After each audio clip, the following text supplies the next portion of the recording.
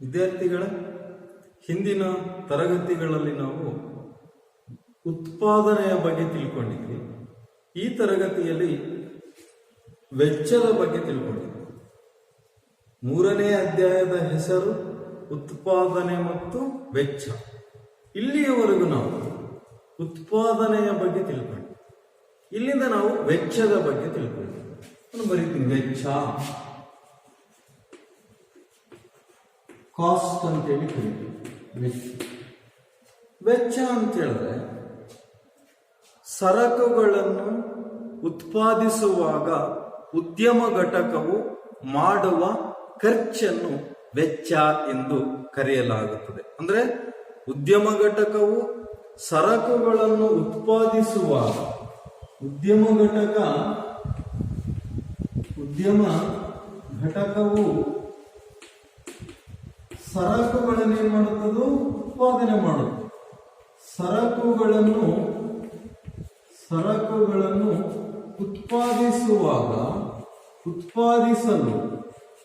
ಉತ್ಪಾದಿಸಲು ಮಾಡುವ ಖರ್ಚನ್ನು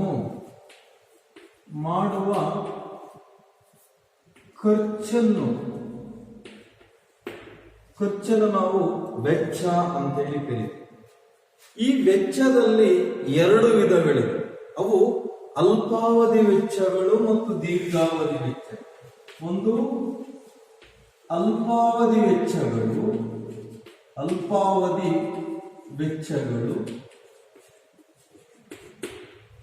ಎರಡನೇದಾಗಿ ದೀರ್ಘಾವಧಿ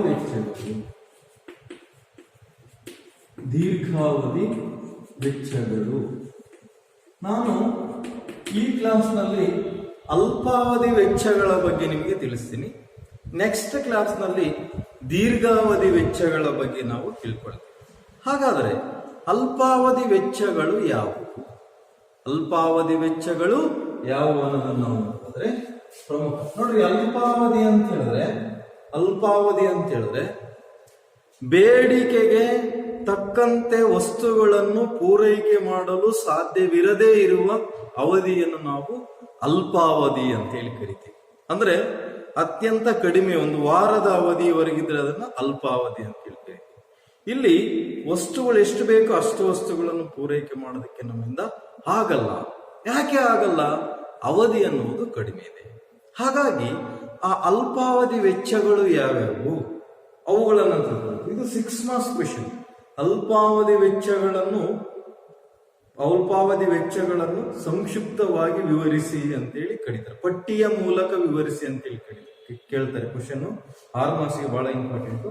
ಅಲ್ಪಾವಧಿ ವೆಚ್ಚಗಳನ್ನು 1 by 1 ನಾವು ಬರೆದು, ಸೂತ್ರಗಳನ್ನು ಬರೆದು, ಉದಾಹರಣೆಗಳನ್ನು ಕೆಲವುಗಳಿಗೆ ಬರೆದು, ಅದಾದ ನಂತರ ಏನ್ ಮಾಡ್ತೀವಿ, ನಾವು ಅದರದೊಂದು ಪಟ್ಟಿಯನ್ನು ರಚನೆ ಮಾಡ್ತೀವಿ. ನಾನೀಗ ಪ್ರಮುಖ ಅಲ್ಪಾವಧಿ ವೆಚ್ಚಗಳ ಬಗ್ಗೆ ನಾನು ತಿಳಿಸ್ತೀನಿ. ಮೊದಲನೇ ಅಲ್ಪಾವಧಿ ವೆಚ್ಚ ಒಟ್ಟು ಸ್ಥಿರ ವೆಚ್ಚ.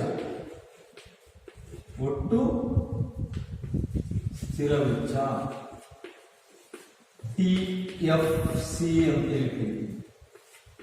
TFC ಒಟ್ಟು ಸ್ಥಿರ ವೆಚ್ಚ.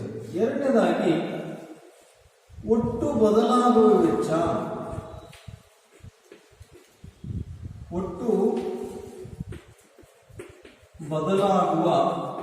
ವೆಚ್ಚ. ಇದನ್ನು ನಾವು TVC ಅಂತೀವಿ. ಮೂರನೇದಾಗಿ ಒಟ್ಟು ವೆಚ್ಚ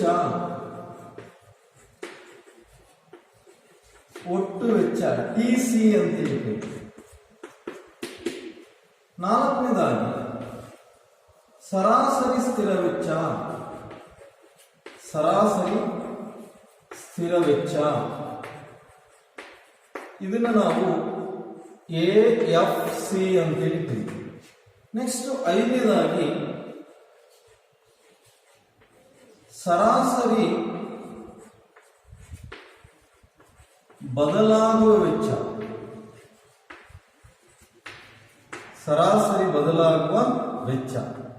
ABC ಅಂತ ಹೇಳ್ತೀವಿ. ಆರನೇದಾಗಿ ಸರಾಸರಿ ವೆಚ್ಚ.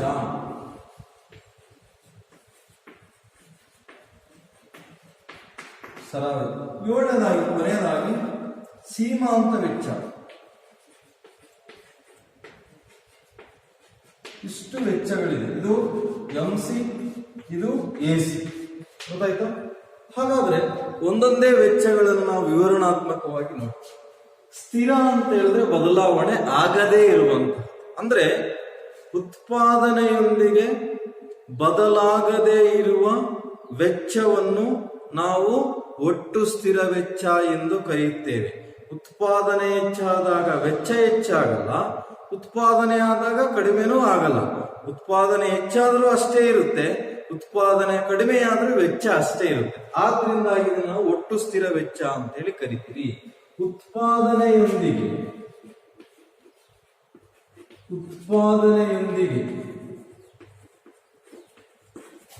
ಬದಲಾಗದಿರುವ ವೆಚ್ಚವನ್ನು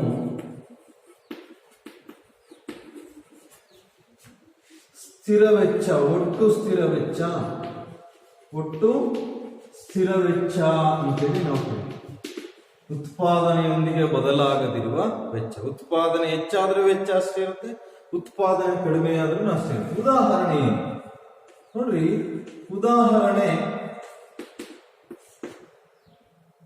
ಕಾಯಂ ಉದ್ಯೋಗಿಗಳ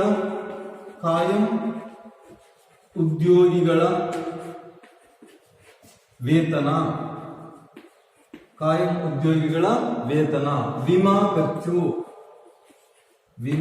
ಹೌದಾ? ಕಟ್ಟಡಕ್ಕೆ ಬಾಡಿಗೆ, ಇವು ಕಟ್ಟಡಕ್ಕೆ ಬಾಡಿಗೆ ಉತ್ಪಾದನೆ ಮಾಡಿದ್ರು ಕೊಡ್ಬೇಕು, ಉತ್ಪಾದನೆ ಮಾಡ್ಲಿಲ್ಲ ಅಂದ್ರೆ ಕೊಡ್ಬೇಕು. ವಿಮೆಯನ್ನು ಉತ್ಪಾದನೆ ಮಾಡಿದ್ರು ವಿಮೆ ಕೊಡ್ಬೇಕು, ಉತ್ಪಾದನೆ ನಡೆಸಿಲ್ಲ ಅಂದ್ರೆ ಉತ್ಪಾದನೆಯೊಂದಿಗೆ ಬದಲಾಗದಿರುವಂತಹ ವೆಚ್ಚ. ಹಾಗಾದ್ರೆ ಈ ಒಟ್ಟು ಸ್ಥಿರ ವೆಚ್ಚದ ಸೂತ್ರ ಏನು ಅನ್ನೋದನ್ನು ನಾವು ನೋಡೋದಾದ್ರೆ, TFC ಇಸ್ ಈಕ್ವಲ್ ಟು, ಒಟ್ಟು ಸ್ಥಿರ ವೆಚ್ಚ is equal to TC minus TVC.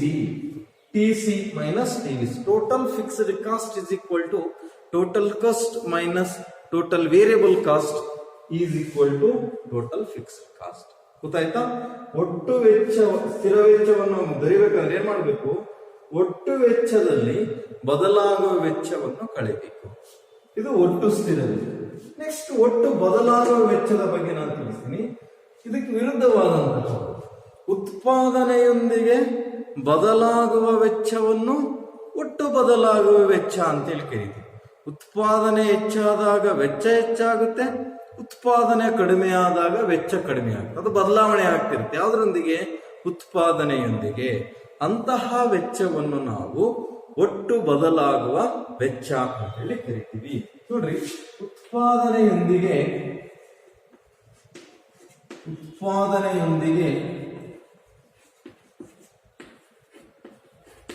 ಬದಲಾಗುವ ವೆಚ್ಚವನ್ನು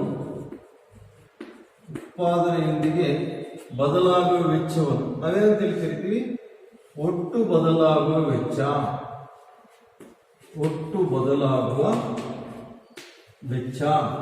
ಹಾಗಾದ್ರೆ ಒಟ್ಟು ಬದಲಾಗುವ ವೆಚ್ಚಕ್ಕೆ ಉದಾಹರಣೆ ಏನು? ಇದೊಂದಕ್ಕೆ ಉದಾಹರಣೆ ಏನು? ಉದಾಹರಣೆ ಏನಪ್ಪಾ ಅಂತ ಹೇಳಿದ್ರೆ, ಇದಕ್ಕೆ ನೋಡ್ರಿ, ಇಂಧನದ ವೆಚ್ಚ. ಇಲ್ಲಿ ಯಂತ್ರೋಪಕರಣಗಳಿಗೆ ಇಂಧನವನ್ನು ನಾವು ಬಳಸ್ತೀವಿ. ಉತ್ಪಾದನೆ ಹೆಚ್ಚಾದಾಗ ಹೆಚ್ಚು ಇಂಧನ ಖರ್ಚಾಗುತ್ತೆ. ಅದೇ ರೀತಿ ವಿದ್ಯುತ್ನ ವೆಚ್ಚ, ಹೌದಾ? ಕಚ್ಚಾ ವಸ್ತುಗಳ ವೆಚ್ಚ. ಇವು ಉತ್ಪಾದನೆ ಹೆಚ್ಚಾದಾಗ ಇವುಗಳಿಗೆ ವೆಚ್ಚ ಹೆಚ್ಚು ಮಾಡಬೇಕಾಗುತ್ತೆ, ಉತ್ಪಾದನೆ ಕಡಿಮೆ ಇದ್ದಾಗ ಇವುಗಳಿಗೆ ವೆಚ್ಚ ಕಡಿಮೆ ಆಗುತ್ತೆ. ಹಾಗಾಗಿ ಇಂಧನದ ವೆಚ್ಚ, ಇಂಧನ, ಸಾರಿಗೆ, ವಿದ್ಯುತ್, ಹೌದಾ? ಕಚ್ಚಾ ವಸ್ತುಗಳ ವೆಚ್ಚ,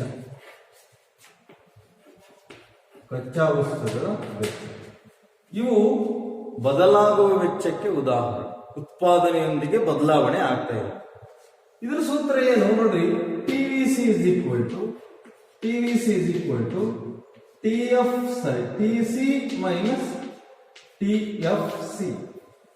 TC minus TFC. ಇದು ಏನು? ಒಟ್ಟು ಬದಲಾಗುವ ವೆಚ್ಚ. ಹಾಗಾದ್ರೆ ಒಟ್ಟು ವೆಚ್ಚ ಅಂದ್ರೇನು?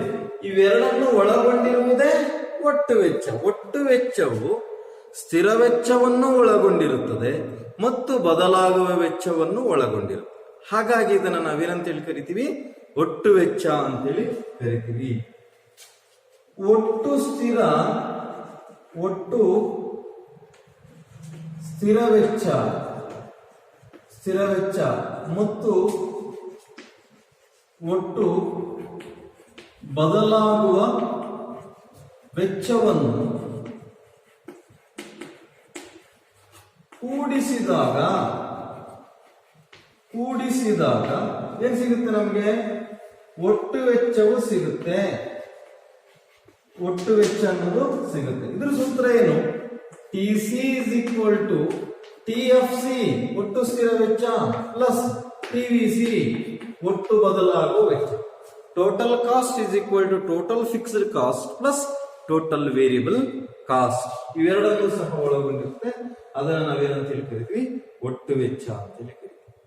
ಹಾಗಾದ್ರೆ ಸರಾಸರಿ ಸ್ಥಿರ ವೆಚ್ಚ ಇದಕ್ಕೆ ಕನೆಕ್ಟ್ ಆಗುತ್ತೆ, ಇದು ಇದಕ್ಕೆ ಕನೆಕ್ಟ್ ಆಗುತ್ತೆ, ಇದು ಇದಕ್ಕೆ ಕನೆಕ್ಟ್ ಆಗುತ್ತೆ.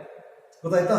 ಹಾಗಾಗಿ ಇಲ್ಲಿ ಸರಾಸರಿ ಸ್ಥಿರ ವೆಚ್ಚ ಅಂತ ಹೇಳಿದ್ರೆ ಉತ್ಪಾದನೆಯ ಪ್ರತಿ ಘಟಕದ ಸ್ಥಿರ ವೆಚ್ಚವನ್ನು ಸರಾಸರಿ ಸ್ಥಿರ ವೆಚ್ಚ ಎಂದು ಕರೆಯುತ್ತೇವೆ.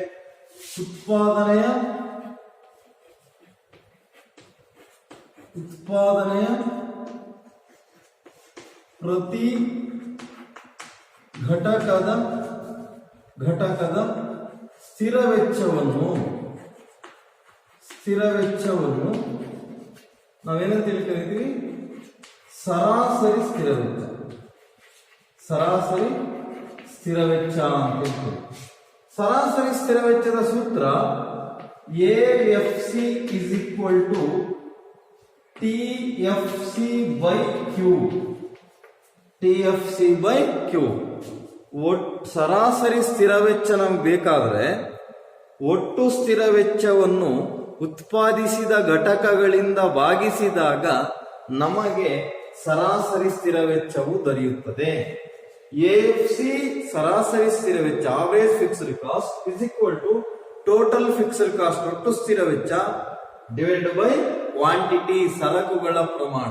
ಹಾಗಾಗಿ ಒಟ್ಟು ಸ್ಥಿರ ವೆಚ್ಚವನ್ನು ಸರಕುಗಳ ಪ್ರಮಾಣದಿಂದ ಭಾಗಿಸಿದಾಗ ಸರಾಸರಿ ಸ್ಥಿರ ವೆಚ್ಚವು ದೊರೆಯುತ್ತದೆ. ಹಾಗಾದ್ರೆ ಸರಾಸರಿ ಬದಲಾಗುವ ವೆಚ್ಚ ಅಂದ್ರೆ ಏನು? ನೋಡ್ರಿ, ಉತ್ಪಾದನೆಯ ಪ್ರತಿ ಘಟಕದ ಬದಲಾಗುವ ವೆಚ್ಚವನ್ನು ಸರಾಸರಿ ಬದಲಾಗುವ ವೆಚ್ಚ ಅಂತೇಳಿ ಕರಿತೀವಿ. ನೋಡ್ರಿ, ಅದನ್ನು ಬರಿತೀವಿ. ಉತ್ಪಾದನೆಯ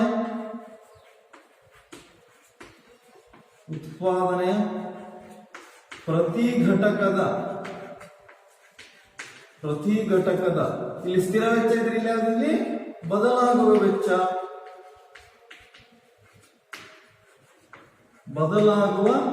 ವೆಚ್ಚವನ್ನು ನಾವು ಸರಾಸರಿ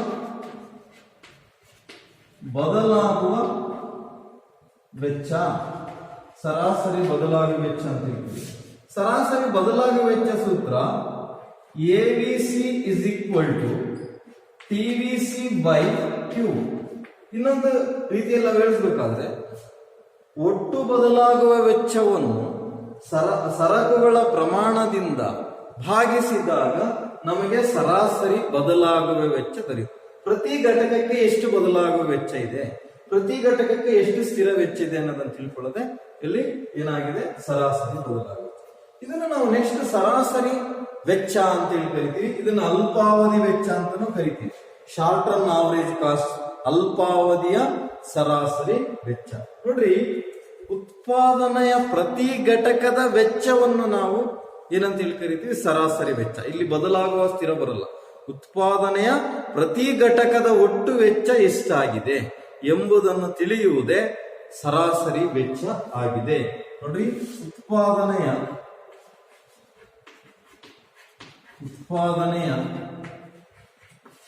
ಪ್ರತಿ ಘಟಕದ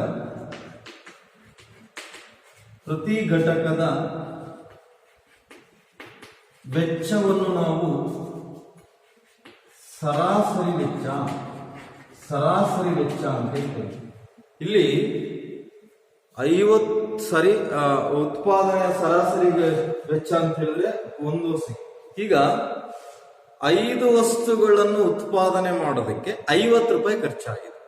ಹಾಗಾದ್ರೆ ಒಂದೊಂದು ಸರಕಿಗೆ ಎಷ್ಟು? 10 ರೂಪಾಯಿ. ಅದನ್ನೇ ನಾವು ಸರಾಸರಿ ವೆಚ್ಚ ಅಂತ ಹೇಳಿ ಕರಿತೀವಿ. ಇದರ ಸೂತ್ರ ಏನಪ್ಪ? AC is equal to TC by Q.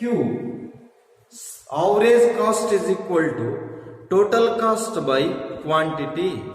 ಒಟ್ಟು ವೆಚ್ಚ is equal to ಸರಾಸರಿ ವೆಚ್ಚ is equal to ಒಟ್ಟು ವೆಚ್ಚವನ್ನು, ಸರಾಸರಿ ವೆಚ್ಚ ನಮ್ಗೆ ಬೇಕಾದ್ರೆ ಒಟ್ಟು ವೆಚ್ಚವನ್ನು ಸರಕುಗಳ ಪ್ರಮಾಣದಿಂದ ಭಾಗಿಸಿದಾಗ ನಮಗೆ ಸರಾಸರಿ ವೆಚ್ಚ ಸಿಗುತ್ತೆ. ನೆಕ್ಸ್ಟ್ ಲಾಸ್ಟ್ನೇದಾಗಿ ಸೀಮಾಂತ ವೆಚ್ಚ. ನೋಡ್ರಿ, ಸೀಮಾಂತ ವೆಚ್ಚ ಅಂತ ಹೇಳಿದ್ರೆ, ಸೀಮಾಂತ ಅಂದ್ರೆ ಹೆಚ್ಚುವರಿ ಘಟಕವನ್ನು ಉತ್ಪಾದಿಸಲು ಬರುವಂತಹ ಅಥವಾ ತಗುಲುವಂತಹ ಹೆಚ್ಚುವರಿ ವೆಚ್ಚವನ್ನು ನಾವು ಸೀಮಾಂತ ವೆಚ್ಚ ಅಂತ ಹೇಳಿ ಕರಿತೀವಿ. ನೋಡ್ರಿ, ಇಲ್ಲಿ ನಾವು ಬರೀತೀವಿ ಹೆಚ್ಚುವರಿ ಘಟಕವನ್ನು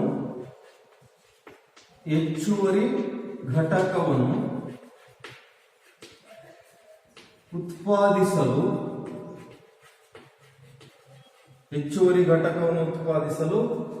ತಗಲುವ ವೆಚ್ಚವನ್ನು ನಾವೇನಂತ ಹೇಳ್ತಿರ್ತೀವಿ? ಸೀಮಾಂತ ವೆಚ್ಚ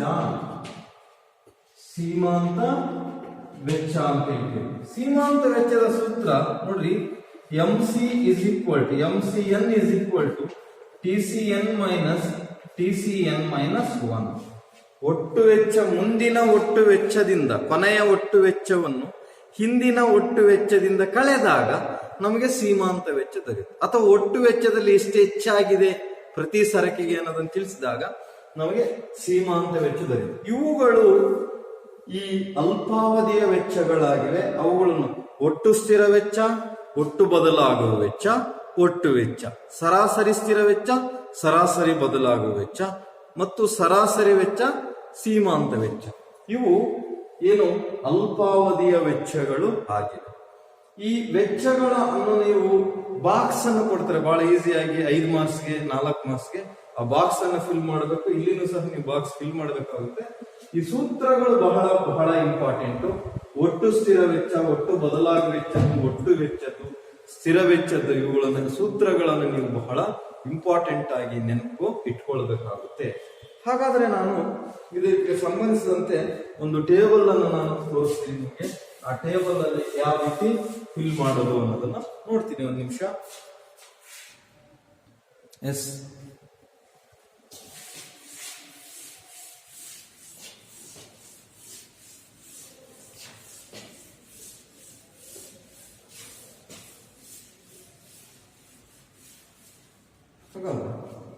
ಇಲ್ಲಿ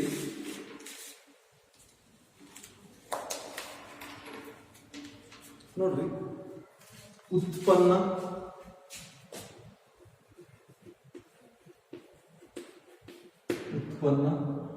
ಇಲ್ಲಿ ಒಟ್ಟು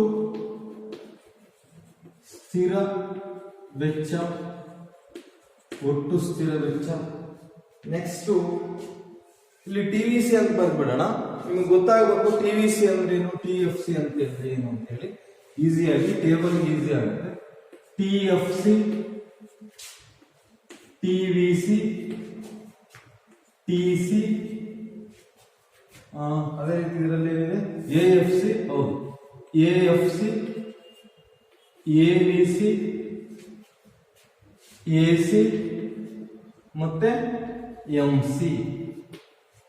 ಇಷ್ಟನ್ನು ನಾವು ಕಂಡುಹಿಡಿಯಬೇಕು. ಉತ್ಪನ್ನವನ್ನು ನಾವು ಬರೀತೀವಿ 0 ಇಂದ, ರೈಟ್. 0, 1, 2, 3, 4, 5, 6, 7, 8, 9, 10.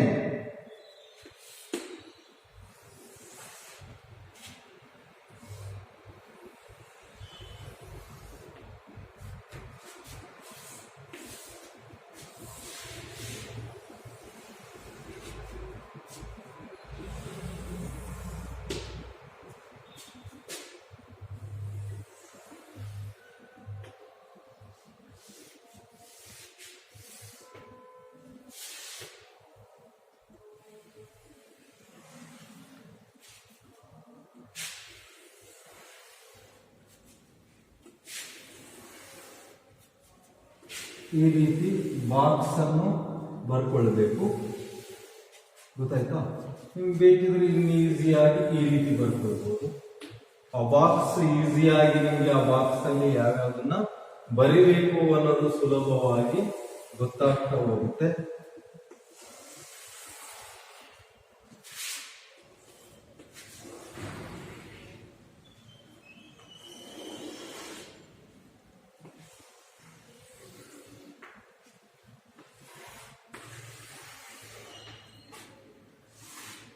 ಬಾಕ್ಸ್ ನಿಮ್ಗೆ ಸೂತ್ರಗಳು ಬಂದ್ರೆ ಈ ಬಾಕ್ಸ್ ಅನ್ನು ಬಹಳ ಈಸಿಯಾಗಿ ಫಿಲ್ ಮಾಡಬಹುದು.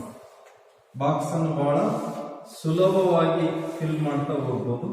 ಇದು ಈ ABC ನೋಡ್ರಿ, ಇಲ್ಲಿ TFC ಇದೆ.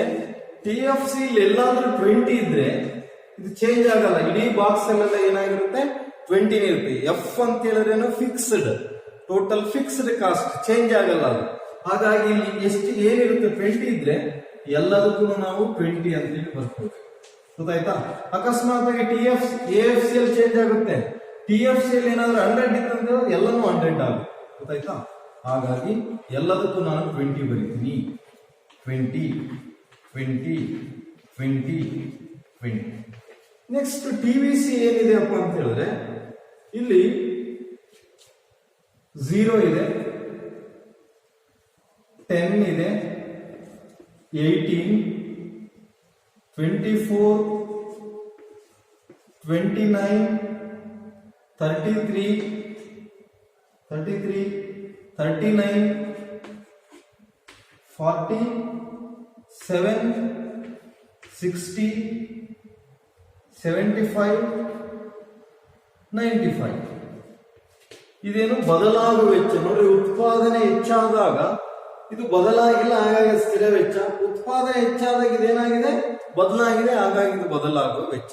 ಹಾಗಾದ್ರೆ TC ಅನ್ನು ನಾವು ಕಂಡುಹಿಡಬಹುದು. TC is equal to TFC plus TVC. ನೋಡ್ರಿ, ಇವೆರಡನ್ನು ಕೂಡಿದ್ರೆ ನಮಗೆ TC ದೊರೆಯುತ್ತೆ. 20 plus 0 20, 20 plus 10 30, 20 plus 18 38, 20 plus 24 44, 20 plus 29 49, 20 plus 33 53, 20 plus 39 59, 20 plus 47 67, 20 plus 60 80, 20 plus 75 95, 20 plus 95 105 115. ಗೊತ್ತಾಯ್ತಾ? TC ಬೇಕಂತ ಹೇಳಿದ್ರೆ TFC ಪ್ಲಸ್ TVC ಮಾಡಬೇಕು. ಒಟ್ಟು ವೆಚ್ಚ ಇಸ್ ಈಕ್ವಲ್ ಟು ಒಟ್ಟು ಸ್ಥಿರ ವೆಚ್ಚ ಪ್ಲಸ್ ಒಟ್ಟು ಬದಲಾಗುವ ವೆಚ್ಚ. ಇವೆರಡನ್ನ ಕೂಡಿದಾಗ, ಪ್ಲಸ್ ಮಾಡಿದಾಗ, ಸಂಕಲನ ಮಾಡಿದಾಗ ನಮಗೆ ಒಟ್ಟು ವೆಚ್ಚ ಅನ್ನೋದು ದೊರೆಯುತ್ತೆ. ಹಾಗಾದ್ರೆ AFC ಅಂದ್ರೆ ಏನು? ಸರಾಸರಿ ಸ್ಥಿರ ವೆಚ್ಚ. ಸರಾಸರಿ ಸ್ಥಿರ ವೆಚ್ಚ ಅಂತ ಹೇಳಿದ್ರೆ ಒಟ್ಟು ಸ್ಥಿರ ವೆಚ್ಚ ಡಿವೈಡ್ ಬೈ ಕ್ವಾಂಟಿಟಿ. ಹೌದಾ? ಹಾಗಾಗಿ ಇಲ್ಲಿ ನಾವು ಬರ್ಕೊಳ್ಬಹುದು TFC ಬೈ Q. ಇದು ಸರಾಸರಿ ವೆಚ್ಚ. ಇದು TFC ಪ್ಲಸ್ TVC. ಗೊತ್ತಾಯ್ತಾ? ಇವೆರಡನ್ನು ಕೂಡಿದೀವಿ ನಾವು ಅಂತೀವಿ. ಹಾಗಾದ್ರೆ 20 ಬೈ 0 0, 20 ಬೈ 1 1. ಹೌದಾ? ಸ್ಥಿರ ವೆಚ್ಚ ಬೈ ಒಟ್ಟು ಉತ್ಪನ್ನ, ಸರಾಸರಿ ಸ್ಥಿರ ವೆಚ್ಚ. ಅದೇ 20 ಬೈ 3 ಇಲ್ಲಿ ಎಷ್ಟಿದೆ? 20 ಬೈ 3 ಅಂತ ಹೇಳಿದ್ರೆ 6.67. 20 ಬೈ ಇಲ್ಲಿ 20 ಬೈ 20 ಬರುತ್ತೆ. ಇದು 1 ಅಲ್ಲ. ನೆಕ್ಸ್ಟ್ 20 ಬೈ 2 ಇದು 10 ಆಗುತ್ತೆ. ಹೌದಾ? 20 ಬೈ 3 6.67 AFC ಇಲ್ಲಿ. ಅದೇ ರೀತಿ 20 ಬೈ 4 ಇಲ್ಲಿ 5 ಆಗುತ್ತೆ. 5 4 20. ನೆಕ್ಸ್ಟ್ ಇಲ್ಲೂ 4 5 20. ಹೌದಾ? ಹಾಗಾಗಿ ನೆಕ್ಸ್ಟ್ 20 ಬೈ 6 ಇಲ್ಲಿ 3.33 ಬರುತ್ತೆ. 3.33 ಇವೆರಡನ್ನು ಭಾಗಿಸಿ 20/7 2.86 20/8 2.5 20/9 2.22 20/10 2. ಇದು ಸರಾಸರಿ ಸೇವೆ ವೆಚ್ಚ. ಒಟ್ಟು ವೆಚ್ಚವನ್ನು ಉತ್ಪನ್ನದಿಂದ ಭಾಗಿಸಿದೀವಿ. ನೆಕ್ಸ್ಟ್ ಯಾವುದೇ ಬಾಕ್ಸ್ ಕೊಡ್ಲಿ ನೀವು ಇದೇ ರೀತಿ ಬರ್ಕೊಳ್ಬೇಕು. ಗೊತ್ತಾಯ್ತಾ? AVC is equal to TVC by Q. ಇಲ್ಲಿದೆ ನೋಡಿ, ಟಿವಿಸಿ ಬೈ ಕ್ಯೂ. ಹೌದಾ? ಟಿವಿಸಿ 0 ಇದೆ, 0. 10/1 is equal to 10. 18/2 9. ಹೌದಾ? 24/3 7 ಏನೋ ಬರುತ್ತೆ. ಇದು ಎಬಿಸಿ 10 9 ನೆಕ್ಸ್ಟ್ 8 ಬರುತ್ತೆ. 8 3 24. ಹೌದು, 8 ಬರುತ್ತೆ. Next 29/4 is equal to 7.25. ಏನ್ ಮಾಡ್ತಿದ್ದೀನಿ ನಾನು? ಒಟ್ಟು ಬದಲಾಗುವ ವೆಚ್ಚವನ್ನು ಸರಕುಗಳ ಪ್ರಮಾಣದಿಂದ ಭಾಗಿಸ್ತಾ ಇದ್ದೀನಿ. ಈಗ 4 ಆಯ್ತು. 5ನೇದು 6.6 TVC by quantity. 33/5 is equal to 6.6. Next 6.5 39/6. ಸರಿನಾ? ನೆಕ್ಸ್ಟ್ 6.7 47/7. ನೆಕ್ಸ್ಟ್ 7.5 ಯಾವುದು? 60/8. ನೆಕ್ಸ್ಟ್ 8.33 ಹೆಂಗ್ ಬಂತು? TVC 75 divided by 9. Last one 9.5 95/10. ಗೊತ್ತಾಯ್ತಲ್ಲ? ಎವಿಸಿ ಬೇಕಂತ ಹೇಳಿದ್ರೆ ಟಿವಿಸಿ ಬೈ ಕ್ವಾಂಟಿಟಿ, ಎಎಫ್ಸಿ ಬೇಕಂತ ಹೇಳಿದ್ರೆ ಟಿಎಫ್ಸಿ ಬೈ ಕ್ವಾಂಟಿಟಿ, ಈಗ ಎಸಿ ಬೇಕಾಗಿದೆ ಟಿಸಿ ಬೈ ಕ್ವಾಂಟಿಟಿ. ಬಹಳ ಈಸಿಯಾಗಿ ನಮಗೆ ಗೊತ್ತಾಗ್ತಾ ಹೋಗುತ್ತೆ. ಈಗ 20/0 is equal to 0. 30/1 is equal to 30. Next 38/2 19. ಹೌದಾ? Next TC 44/3 14.67. ನೆಕ್ಸ್ಟ್ ಟಿಸಿ ಅಂತ ಹೇಳಿದ್ರೆ ಎಸಿ ಅಂತ ಹೇಳಿದ್ರೆ ಟಿಸಿ ಬೈ ಕ್ವಾಂಟಿಟಿ 49.4 12.25.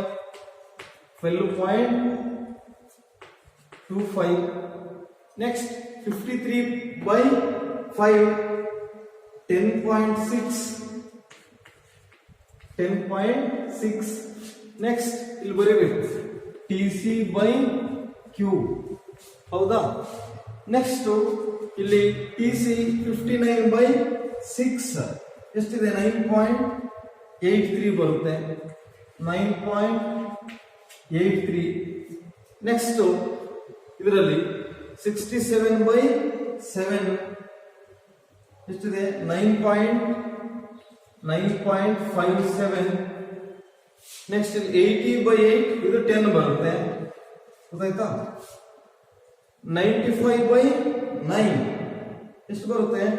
10.55 ಬರುತ್ತೆ. ಇದು 11.5 ಬರುತ್ತೆ. ಇದು average cost. Average cost is equal to total cost by quantity. ಹಾಗಾದ್ರೆ ಎಂಸಿ ಕಂಡುಹಿಡಿಯೋದೇನು? ಟಿಸಿ 20 ಇದೆ, 20 ಬರಲೇಬೇಕಿದೆ. ಎಷ್ಟು ಜಾಸ್ತಿ ಆಯ್ತು ಇಲ್ಲಿ ಟಿಸಿ? ಒಟ್ಟು ವೆಚ್ಚದಲ್ಲಿ ಒಂದು ವಸ್ತುವನ್ನು ಹೆಚ್ಚಿನದಾಗಿ ಉತ್ಪಾದಿಸಿದಾಗ ಒಟ್ಟು ವೆಚ್ಚದಲ್ಲಿ ಎಷ್ಟು ಚೇಂಜ್ ಆಗುತ್ತೆ ಎಂಬುದನ್ನು ತಿಳಿಸುವುದೇ ಸೀಮಾಂತ ವೆಚ್ಚ. ಹೌದಾ? ಈಗ ಮೊದಲು ಟಿಸಿ ಇರಲ್ಲ, ಇದು 0 ಇರುತ್ತೆ. ಯಾಕೆಂತ ಹೇಳಿದ್ರೆ ಉತ್ಪಾದನೆ ಮಾಡಿರಲ್ಲ ಇದು ಪ್ರಾರಂಭದಲ್ಲಿ. ಹೌದಾ? 0 ಇರೋದಿಲ್ಲ. ಈಗ ಒಂದು ವಸ್ತುವನ್ನು ಹೆಚ್ಚು ಉತ್ಪಾದನೆ ಮಾಡಿದ್ರೆ ಎಷ್ಟು ಜಾಸ್ತಿ ಆಗಿದೆ? 10 ಜಾಸ್ತಿ ಆಗಿದೆ. ಇಲ್ಲಿ ಎಷ್ಟು ಜಾಸ್ತಿ ಆಯಿತು? 8 ಜಾಸ್ತಿ ಆಯ್ತು. ನಮ್ಗೆ ಗೊತ್ತಾಗಿದೆ 38 ಮೈನಸ್ 38. ಇಲ್ಲಿ ಎಷ್ಟು ಇನ್ಕ್ರೀಸ್ ಆಗಿದೆ? 6. ಹೌದಾ? 44 ಮೈನಸ್ 38 ಅಥವಾ 38ರಿಂದ 44ಕ್ಕೆ ಎಷ್ಟು ಜಾಸ್ತಿ ಆಯ್ತು? 44ರಿಂದ 49 ಎಷ್ಟು? 5 49 53 4. ಹೌದಾ? ಇಲ್ಲಿ 49 59 43 54 ಎಷ್ಟು? 6 ಇನ್ಕ್ರೀಸ್ ಆಗಿದೆ. 59/53. ನೆಕ್ಸ್ಟ್ ಇಲ್ಲಿ 59 67 ಎಷ್ಟು ಜಾಸ್ತಿ ಆಯ್ತು? 8. ನೆಕ್ಸ್ಟ್ ಇಲ್ಲಿ 67 80 13. ಹೌದಾ? ಇಲ್ಲಿ ಎಷ್ಟು ಜಾಸ್ತಿ ಆಗಿದೆ? 15. ಇಲ್ಲಿ ಎಷ್ಟು ಜಾಸ್ತಿ ಆಯ್ತು? 10 20. ಹೌದಾ? 115 ಮೈನಸ್ 95. ಇವುಗಳು ವೆಚ್ಚಗಳು, ಅಲ್ಪಾವಧಿ ವೆಚ್ಚಗಳು ಆಗಿವೆ. ನಂತರ ನಾನು ಅಲ್ಪಾವಧಿ ವೆಚ್ಚದ ರೇಖೆಗಳು ಯಾವ ರೀತಿ ಇದೆ ಅಂತೇಳಿ ನಾನು ನೆಕ್ಸ್ಟ್ ಕ್ಲಾಸ್ ನಲ್ಲಿ ನಿಮ್ಗೆ ತಿಳಿಸಿದ್ದೀನಿ. ನಿಮಗೆ ಪ್ರಶ್ನೆಯನ್ನು ಕೇಳ್ತಾರೆ, ಅಲ್ಪಾವಧಿ ವೆಚ್ಚಗಳನ್ನು ವಿವರಿಸಿ ಅಂತೇಳಿ. ಪ್ರತಿಯೊಂದು ವೆಚ್ಚವನ್ನು ಬರೆದು ಆ ಸೂತ್ರವನ್ನು ನೀವು ಬರಿಬೇಕಾಗುತ್ತೆ. ಈ ಪಟ್ಟಿಯಲ್ಲಿ ಯಾವ್ದಾದ್ರು ಒಂದು 2 ಕೊಟ್ಟಿರ್ತಾರೆ, ಪಟ್ಟಿಯನ್ನು ವಿವರಿಸಿ ಅಂತೇಳಿ ಹೇಳ್ತಾರೆ. ಬಾಕ್ಸ್ ಅನ್ನು ಫಿಲ್ ಮಾಡ್ರಿ, ಅಥವಾ average fixed cost, variable cost, average cost, MC, marginal cost ಅನ್ನು ಕಂಡುಹಿಡಿಯಿರಿ ಅಂತ ಹೇಳ್ತಾರೆ. ನೀವು ಅದನ್ನ ಏನ್ ಮಾಡಬೇಕು? ಕಂಡುಹಿಡಿಬೇಕಾಗುತ್ತೆ.